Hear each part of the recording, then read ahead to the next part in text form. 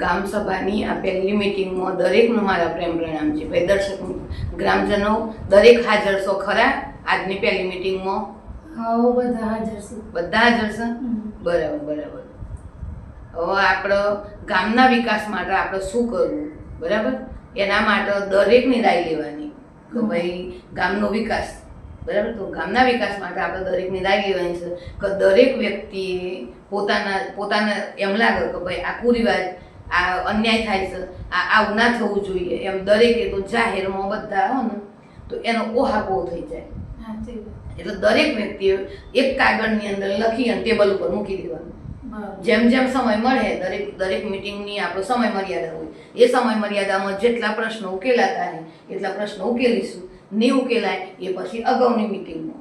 બરાબર બરાબર ને? બોલો ભાઈ દર્શક મિત્રો બધાને બરાબર ને? હા. તો આપણે નક્કી કરો કે ભાઈ દરેકને કોઈ પણ વ્યક્તિ નાના મોટા કોઈ નથી, બધા એક સરખા. દરેક વ્યક્તિમાંથી જેને એમ લાગે કે ભાઈ આ રિવાજ મને નથી ગમતો અથવા તો આ થાય અન્યાય થાય છે તો એને લખીને ટેબલ ઉપર મૂકી દેવું. બરાબર? મૂકવાની જરૂર નહીં, અમે તમને મુદ્દત કહી દઈએ. એમ નહીં, પણ એમ તો તમે બોલવા જાઓ એવા 10 વ્યક્તિઓ બોલવા આવો ના, પેલા એમ થાય ને 10 વ્યક્તિ બોલવા આવો ને એટલે એમ થાય કે ભાઈ મારો પ્રશ્ન ના લીધો ને પેલામનું લીધું, પેલામનું ના લીધો ને પેલામનું લીધું. એટલે પણ એ બધાનું હું બોલું છું. હા, તમારે પણ ચિઠ્ઠીમાં જ વાંચવાનું બધાનું વારાફરતી. દરેકે પોતાનું નામ લખી અને ચિઠ્ઠી લખવાની, ટેબલ પર મૂકી દેવાની. દરેકની ચિઠ્ઠી પ્રમાણે જેમ જેમ સમય મળે એ રીતે એ પ્રશ્નો ઉકેલવામાં આવે. હાથે ચિઠ્ઠી એ બનાવી છે, હાથે હું તમને આપું છું. બોલો. આ એક બેને લખ્યું છે પત્ર. બોલો. એમાં એમ લખેલું છે કે આપણે જે સરપંચમાં તમને મેં જીતાડ્યા અને તમને લાયા અમે બધા થઈ, તો આ બધા માણસ એમ કહેવા માંગે છે કે આપણે નવું કોક ગામની અંદર થવું જોઈએ એમ. એટલે પહેલાં આ બેન એમ કહે છે કે અમારા ગામની અંદર જીમ બનવી જોઈએ, કે છોકરો કહેજો કે છોકરીઓ પુરુષો આ બધાનો આ અંદર એક્સરસાઇઝ કર કોઈ એટલા માટે આ બેને ગ્રામજનોમાં આ બેને જે પહેલું પોઈન્ટ મૂક્યું, પ્રશ્ન મૂક્યો કે ભાઈ ગામમાં જીમ બનવી જોઈએ, તો આપણે સમરસ બને એટલે ગ્રાન્ટ તો આપણી મળવાની જ, બરાબર, ગ્રાન્ટ મળવાની સરકારમાંથી. તો એમાંથી આપણે જીમ બનાવીએ. આટલો સરસ વિચાર આપણે એ બેનના આવતા વખતે બોલાવીને એમનું સાલથી સન્માન કરવું પડે, કારણ કે આટલો સરસ વિચાર મૂક્યો કે ગામમાં જીમ હોવી જોઈએ. હવે જીમના કેટલા બધા ફાયદા કે નાના બાળકથી મળીને તે વૃદ્ધો સુધીમાં તમામ વ્યક્તિ તનથી તંદુરસ્ત રહે. જીમમાં જાય એટલે પૈસા ખર્ચવા ના પડે. બહાર આપણે સિટીમાં જઈએ તો આપણે જવા આવવાનો સમય જાય, તેઓ પણ પૈસા ભરવા પડે, બરાબર. એટલે આપણા સમય પણ બગડે ને પૈસા પણ બગડે. અને આપણા જ પંચાયતની આપણી જ ગામમાં જીમ હોય તો આપણા બાળકો, યુવાનો, વૃદ્ધો તમામ વ્યક્તિઓ તનથી સ્વસ્થ રહે કસરત કરીને. એટલે આ પોઈન્ટ સારામાં સારું, બરાબર. એટલે આપણે ગ્રાન્ટ જેવી આવશે ને એવું તૈયારીમાં દરેકના સાથ સહકારથી એવું નહીં મારી ક્લીના, બરાબર. આપણે એક કામ કરવાનું કે દરેકે ત્યાં આગળ જઈને પાછું ધ્યાન રાખવાનું બનતી હોય ને એટલે એનું બનાવવાનો ખર્ચો, એની અંદર તમામ સાધન સામગ્રી લાવવાની. તો આપણે પહેલામાં પહેલી આપણી પ્રાયોરિટી આપશું જીમને, બરાબર. તો આપણી એક જીમ બનવી જોઈએ, બરાબર. હવે જીમ તનથી સ્વસ્થ થયો પછી આપણે આવી ભણતરની વાત.